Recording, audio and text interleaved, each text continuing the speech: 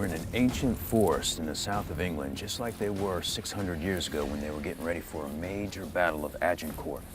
This place would have been filled with soldiers making bows and arrows and preparing for battle. So what we're going to do here today is we're going to do a little bit of archery. Two dads and their sons are about to have an adventure. Mykel Hawke, survival expert, is teaching them the skills every man needs to know. This size fire right here should feed a 6-man team. So they'll learn more about themselves and strengthen their relationship. And that'll keep us warm through the night. All right? Out here, it doesn't get done unless you do it. You can't call someone and have someone come fix it. You've got to do it. If you want to eat, if you want to drink, you got to make it happen. What that means is because people have to do things for themselves, it becomes a good vehicle for them to find their own strengths, their own weaknesses, to work together. When a father and son are out here doing things, it's a chance for them to bond on some things and to conflict on some other things, and that's when they can address the issues that they're bringing from back at Fort Living Room.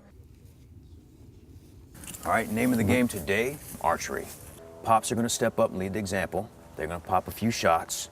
Then you fellas are gonna step up. Okay, grab your bows, go hot.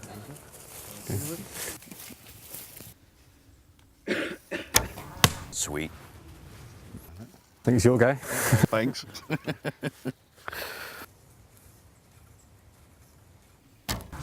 Okay, Pops, y'all have shot. You know how it feels, you know how it works, okay? So you can now give that information you just gathered to your sons as they're stepping up, okay? Okay. A bit more of a solid stance. You get yourself a bit more position. You get a nice, good, solid position, like that. Yeah. Get yourself nice and steady. I think the father's role is huge in a young boy's life. More important, while the mother brings a lot of good things in balance, the father's the role model. The father's the one that basically is going to lead the shoes he's got to fill. So that's critical, how they interact and what that father does with a boy. What was you aiming for then? Middle. For the middle, yeah. Should I Imagine move all... over a bit? I deal with a lot of young men.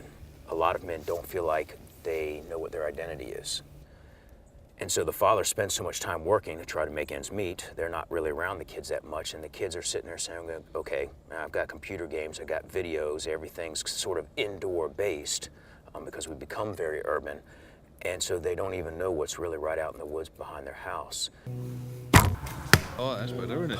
Yeah, you can get it better, straight. Happy with that? Yeah. There's an old expression that an army marches on its stomach, and what that means is that logistics, supply trains, how you feed the troops is going to determine how far they can go, how fast they can go. So one of the biggest things that the English would have been up against in these forests like this, getting ready to go to battle, is having a large amount of troops and how to feed them. So what they would have done is basically live off the land, forage, buy food, steal food from local farmers and peasants, and that's how it would be. So what we're going to do is just like the soldiers did, we're going to grab ourselves some chickens, we're going to make some grub.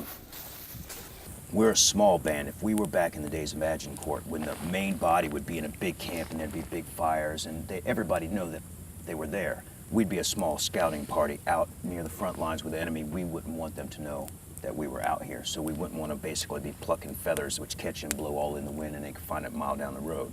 So what we're going to do is basically a tactical preparation of the chicken. Mm-hmm. Come on. Ciao. Okay, here we go. Gather around. Okay. There you go. Now she's calm. And I don't like to just dispatch them like that. You know, I like them to be a little bit calm before I do. So I'm feeling her heart right now with my hand. Wait until she's nice and calm. Okay. And then very, very smoothly. So smooth. Oh, Okay. oh! There you go. It's okay. Body stand. Oh, it's okay. Now, one of the reasons why these are so good for having on the farm is because basically one chicken will traditionally feed a whole family. Easy to kill. That's a meal right there. Okay, that's it. At this point, you guys, as a father and son team, have to work this out between you. I can tell you from my point of view, initially I don't suppose either one's there, but I was certainly not taking part in it. Do you eat chicken at home? I do eat chicken. As I said, I know the hypocrisy about it, but I certainly don't think that's proved to me. I didn't think it was necessary to kill chickens. All right, all right. Now this is good, okay? This is good. I mean, hear me out. Yeah, okay? sure. This chicken was grown for this purpose. It was going to be killed and eaten, probably killed a lot worse than this, okay? And you said you understood all that, and for that you were okay. Now you're faced with this harsh reality, and this is the biggest thing that I teach in my survival courses, is because people can talk the talk, but can they walk the walk? When it comes down to it, can you do what you need to do? I've taught this to my sons. Yeah. My sons will teach it to theirs.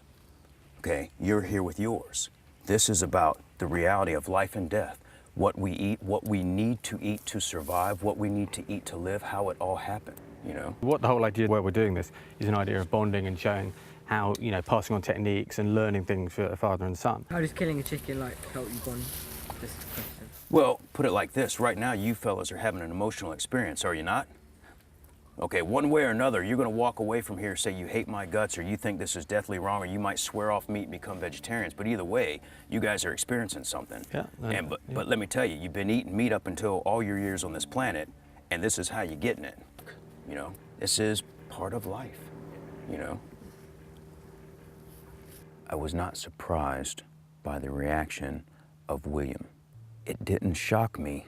In fact, the more I spoke to him about it, the happier I was to see that he dug in his heels, he stood his ground, and he was bonding with Isaac over that whole issue.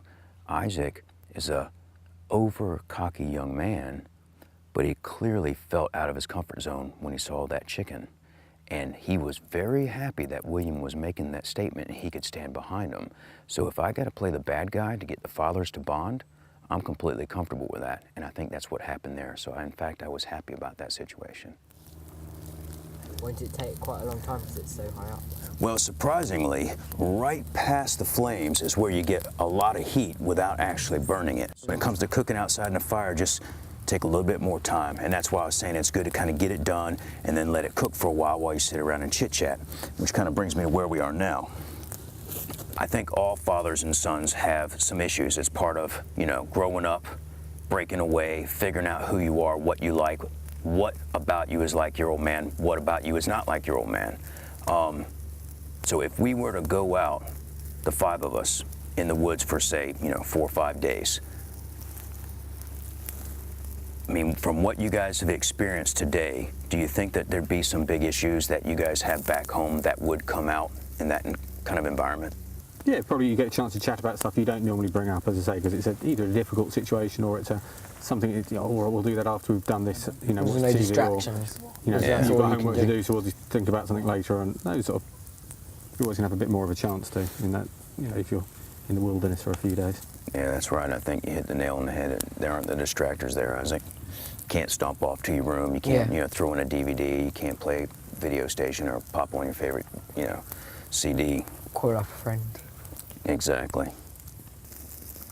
Gents? Spending 4 or 5 days would be sort of real good time, real good fun, and it is, I'd start learning more about him that I'm not seeing him. Right. I feel I don't see the real Richard. I see my son, but I don't see his personality, and that'd be nice to find out in the 4 or 5 days, wouldn't it? Nah, I think that's right interesting. What do you think? I reckon we'd be alright with each other, but sometimes we annoy each other. So I think we'd fall out for like an hour or so. I think actually, between Richard and Steve, Richard realized that maybe his father misses him a little bit, and I think he caught a little bit of that. And I know for a fact if we had a couple of days with these folks, we'd really build some good, strong San Francisco Golden Gate bridges. Have we got a plate? There you go. I'll have it when it's colder. Is it hot?